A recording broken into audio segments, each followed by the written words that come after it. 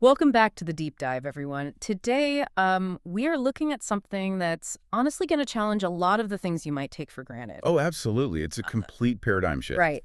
Because usually when we talk about finding peace, we're told to find our center, right? Like seek the middle ground, take a breath. Yeah, standard mindfulness stuff. Exactly. But today's source material drops us right into, well, a literal cosmic war, and it immediately tells us that balance is a total scam, which is just a wild hook. It really is. And just to set the stage for you listening, this document is a highly detailed conceptual architecture. It's like a scriptural blueprint for an audio project called the Golden Mirror. Which is the audio arm of something called the 501 Empire. Right. And what makes this text so striking is that it strips away all those comforting metaphors we usually associate with personal growth. It's actually dated today, April 8th, 2026. Oh, wow. Yeah. And it treats human intention as this volatile, active battlefield. It's a severe metaphor for the urgency of action. Basically, it suggests that sitting quietly by the pond isn't bringing you peace. It's making you a sitting duck. I mean, I have to push back a little right at the start.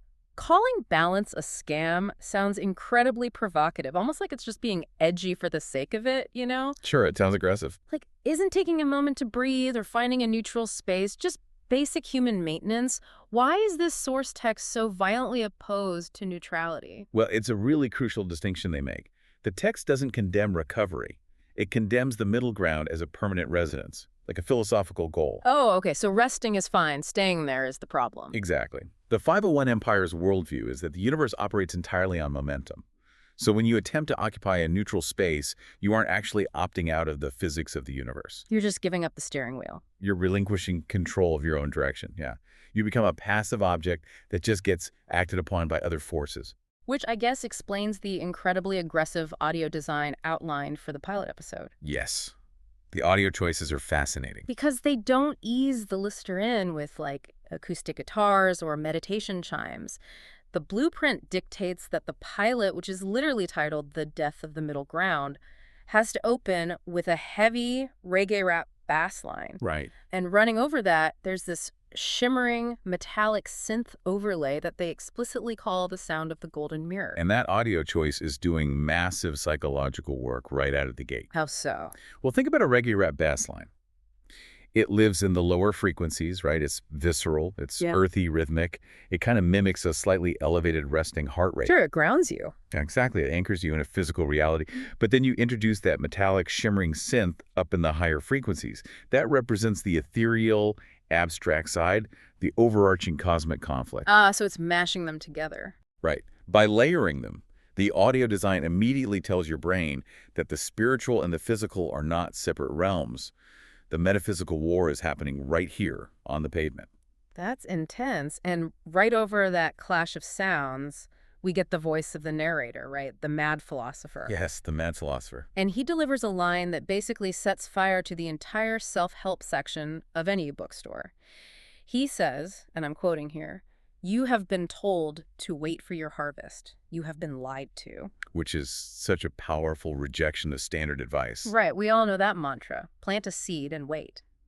But he treats that not as gentle wisdom, but as active, malicious sabotage. Because in the context of this architecture, telling someone to wait is a mechanism of control. It keeps them docile. Exactly. It pacifies them. It tricks you into believing that time alone will magically yield results, masking the reality that manifestation requires constant active pressure. Passive patience is just a socially acceptable form of surrender. Wow. Okay, so that brings us to the actual visual landscape this blueprint constructs. The host of the Golden Mirror is a figure named Nimrod Loriano. Also known as the Witness? The Witness, right. And he describes standing high up in the clouds. But there are no dragons or demons up there. It's not a fantasy setting, it's just armies. Pure military structure. Yeah, and they're categorized strictly by colors. It's white and gold on one side and black and gold on the other. And that color coding is deliberate and incredibly revealing. Because gold is on both sides. Yes, notice that. Gold is present in both armies. This signals that we aren't looking at a simplistic fairy tale battle of pure good versus pure evil. Which is what you'd usually expect. Exactly. Yeah. Historically, gold represents refinement, value, the highest state of human will. So the fact that both sides have gold means both sides are disciplined. They are highly intentional, actively shaping reality. So it's not good guys versus bad guys. No, the conflict is about opposing trajectories of will, not cartoonish morality. Which makes sense of what happens next. A figure called the Golden Warrior approaches the witness. And he doesn't ask him if he's a good person. He just issues this terrifying ultimatum. Pick a side. Yeah. He says, you cannot stand there, pick a side, or die in the crossfire. And there it is, the ultimate rejection of the middle path. Die in the crossfire. That's so brutal. Well, the crossfire is where the casualties of indecision happen. If you refuse to align your will with a specific direction, you will simply be torn apart by the momentum of those who have. And the blueprint actually introduces a darkly brilliant term for this fatal middle ground. It calls it the cosmic laundry. Such a great metaphor. It really is. When I read that, I immediately pictured that state of mind where you have like 3 massive life decisions to make. Instead of picking one, you just stress about all 3 at the same time. And you're not solving none of them. Right. You aren't actually solving anything. Because that is the exact mechanism of a washing machine. Think about it. There's intense motion, heat, agitation, but zero forward travel. You're just spinning. You're trapped in a sealed cylinder of your own unspent energy. The text argues that when you try to play it safe by remaining neutral, your intentions bleed together, much like colors in a hot wash. Oh, that's such a good point. The colors bleeding together. Yeah, you expend immense emotional and cognitive energy just keeping yourself afloat in the middle, but your timeline stagnates. So if trying to stay neutral just leaves you tumbling forever in the cosmic laundry, then choosing gold picking aside isn't really about choosing traditional good or evil. It's simply choosing to move. Inaction is the only real fatal mistake. Any movement is better than no movement. But if every single movement requires fuel, we have to look at what this document considers to be fuel. Which leads us to the most profound philosophical argument in the text. Yeah, the most jarring claim in this entire metaphysical manifesto. The Mad Philosopher comes back with what the script calls a forensic breakdown, and he declares this terrifying reality. Thought is the only currency. Thought is the only currency. Let's just pause on that, because we hear about the attention economy all the time. Sure, in the tech world. Right. Usually that means some algorithm wants my eyeballs, so an app can serve me a targeted ad for shoes or whatever. Right. We view attention theft as a secular commercial annoyance. A distraction. Exactly. But this document elevates it to a literal ontological theft. It claims that if you are not actively spending your thought on your own expansion, a predator called the cosmic thief will steal it. To fund someone else's timeline. Yes, to fund someone else's timeline, that is terrifying. It forces a massive paradigm shift. The 501 empire isn't talking about losing 20 minutes to scrolling on your phone. They are talking about the literal building blocks of reality. Metaphysical theft. Right. In this framework, your cognitive output, your focus, your worry, your imagination has measurable energetic value. It's a currency. So if I'm worrying about something... When you dedicate neurological bandwidth to stressing about a competitor or agonizing over some societal issue you have no intention of actually acting on, you are not just wasting time, you are actively financing their reality. Yeah. It makes you ask, if I'm not spending my own thoughts, whose timeline am I accidentally funding right now? It's like leaving your laptop unencrypted in a public coffee shop. Oh, that's a perfect analogy. Right. If you aren't actively directing your processing power, someone else is going to install malware and mine crypto on it. Only in this case, the crypto is your life force. Exactly. You are using your brain's processing power to map the architecture of someone else's success, while your own goals just sit there starved of resources. Because by worrying about a negative outcome, you are spending your currency to simulate that outcome in high definition. You're funding the timeline you desperately want to avoid. Wow. And the cosmic thief isn't necessarily like a guy in a ski mask. It's just the natural law of this universe. Unassigned energy will be absorbed by the strongest nearby gravity well. So if you don't have gravity, you get pulled. If your will isn't providing the gravity, someone else's will is going to pull your currency into their orbit. Okay, so to protect against that constant drain, the blueprint offers a specific piece of armor, the golden helmet. Yes, the golden helmet. And the text explicitly states that this is not a crown for a king who sits still. It is a shield for a warrior who navigates by the velocity of his will. That distinction is so important. Consider the structural difference between a crown and a shield. Right, a crown is just decorative. It sits precariously on top of a stationary head, Right. demanding that the world recognize its inherent authority. A king waits for tribute, but a shield. The golden helmet is utilitarian. It's designed to deflect incoming fire. And that phrase, navigating by the velocity of his will, it's so evocative. It's beautiful, honestly. It implies that your sheer speed is your defense mechanism. Like you're moving with such intense intentionality, generating so much forward momentum that the cosmic thief cannot establish a connection. You outrun the theft. Exactly. You outrun it by being entirely consumed by your own chosen direction. You cannot pickpocket someone who is sprinting. That's exactly it. The vulnerability only occurs when you slow down, when you linger in the crossfire to spectate the war instead of actually fighting it. Now, we've been floating in this highly abstract, conceptual ether, right? Talking about cosmic thieves and golden helmets and everything. Very high-level stuff. But then you turn to the next section of the blueprint, and it takes a sharp, almost jarring turn into something incredibly practical. It really does. We move from metaphysical poetry straight into the rigid operational mechanics of the 501 Empire. Well, because high-minded philosophy is useless if it can't be executed. Fair point. If thought is a currency and the universe is constantly trying to siphon it, you can't just rely on sudden bursts of motivation to protect your vault. Motivation is a feeling, and feelings fluctuate. You come and go. Right. What the 501 Empire understands is that discipline is an architecture. And the architectural planning behind this audio project is honestly staggering. It's not just a vague idea for a pilot episode. The blueprint maps out a companion book, also titled The Golden Mirror, structured into exactly 15 chapters. Very precise. And then you get to the podcast production schedule. The pitch demands that a 10-minute episode must be recorded every single Wednesday at exactly 6:10 a.m. The precision of that directive Wednesday, 6:10 a.m., exactly 10 minutes, is doing something critical. It feels like having a mystic guru who also works as a high-performance project manager. Yeah, but it habituates the victory. When you mandate a hyper-specific routine, you remove decision fatigue. Oh, I see.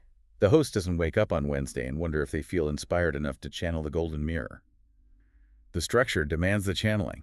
It's a scheduled preemptive strike against the cosmic laundry. That level of rigidity makes so much sense when you understand the ultimate mission of the broadcast, because the text reveals that the podcast exists to reflect the strive and negative thoughts of the world back to their source. The golden mirror acting as an actual functional mirror. Yes. It operates as a deflector shield for the listener's mind. The goal is to clear the listener's cognitive bandwidth so they stop funding other timelines. But, and here is the piece of the puzzle that I really want your take on, because I cannot fully wrap my head around it. Okay. The blueprint states that the ultimate goal of clearing the listener's mind is to manifest something called the April 13th resolution. Yes. The April 13th resolution. The text treats this date as an absolute, non-negotiable focal point. But it leaves the exact nature of this resolution completely shrouded in mystery. So why base an entire metaphysical operation around a secret? That's a great question. But the mystery is the mechanism. What do you mean? Look at the timeline. We know this architectural blueprint is dated April 8th, 2026. April 13th is just 5 days away from the drafting of the document. Right. That proximity creates a massive sense of ticking clock urgency. From an operational standpoint, the actual content of the April 13th resolution matters far less than its function. How does a secret function as a tool, though? It acts as a focusing lens. Think about how human attention scatters. If you instruct an audience to just, manifest a good life or seek abundance, It's too vague. the intention diffuses. It's too broad. The thought currency turns into a mist and just evaporates. Okay. But if you tell an audience, clear your mind, deflect the negativity, and pour all of your cognitive currency into the April 13th resolution, you've just gathered all that scattered energy into a single dense beam of synchronized intention. Oh, wow. That is fascinating. The specificity of the date prevents the mind from wandering. Exactly. It creates a container for the currency. Even if the audience doesn't know exactly what they are funding, their focused attention on that single temporal point generates immense metaphysical gravity. The human mind craves a target. The 501 Empire provides a highly specific coordinate April 13th and uses the mystery to generate curiosity. And curiosity is a very potent form of thought currency. They're hijacking the listener's natural desire for closure. Exactly. They weaponize it to build this resolution. And the blueprint actually maps out how this transition of focus sounds in the audio. At the end of the pilot episode, we get one last piece of audio instruction. Yeah. The heavy, grounding bass from the intro deepens even further, and then it slowly fades into the sound of a resonant bell. And that acoustic journey perfectly mirrors the psychological journey. From the bass to the bell. Right. We started with the jarring clash of the heavy bass and the metallic synth, which was the violent awakening to the cosmic war, the realization that you're under fire. The friction of the music forces you out of the illusion of peace. Exactly. And then the bell. What does the bell signify to you? A resonant bell produces a pure, sustained frequency. It cuts through the chaos. It implies absolute clarity. Like the dust settling. Right. After 20 minutes of dismantling the listener's passive conditioning, introducing the cosmic thief, and demanding they put on the golden helmet, the bell signifies the aftermath. The mind is swept clean. The loose change of distracted thought has been gathered up. The listener is now primed, holding a single note of intention, ready for April 13th. It's the sound of the middle ground finally dying and definitive action taking its place. Beautifully put. So, bringing all of these radical concepts back down to the ground for everyone listening.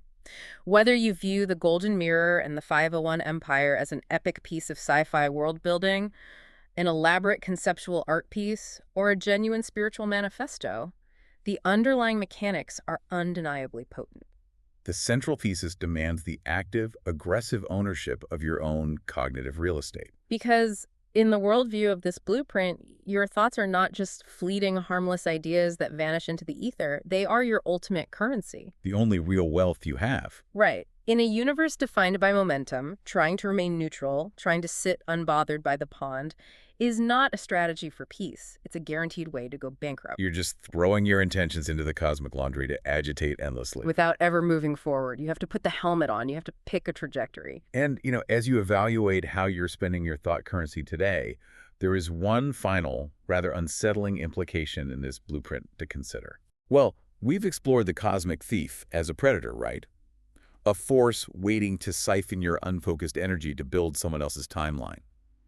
The text uses the framing of an external threat to motivate action. But I feel a but coming. But if thought is the only currency, and the universe only responds to the velocity of your will, consider this.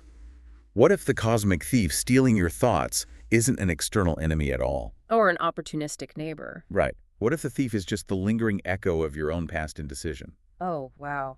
That reframes the entire battlefield. Think about it. Every time you chose the middle ground in the past, every time you let a decision sit in the cosmic laundry out of fear, you created a ghost of yourself. An alternate timeline of unmade choices. Exactly. What if that version of you, the one still paralyzed by the crossfire, is now surviving by reaching forward and stealing the focus of your present? That means the cosmic war isn't happening in the clouds at all. It's entirely internal. You are constantly fighting the inertia of your own history. Just to reclaim the processing power of your present mind. That is incredibly heavy. So for you listening, the next time you find yourself paralyzed by options and someone tells you to just take a breath, find your center, and wait for your harvest, well, maybe look around for a golden helmet instead. Yeah. Because you might already be standing in the crossfire.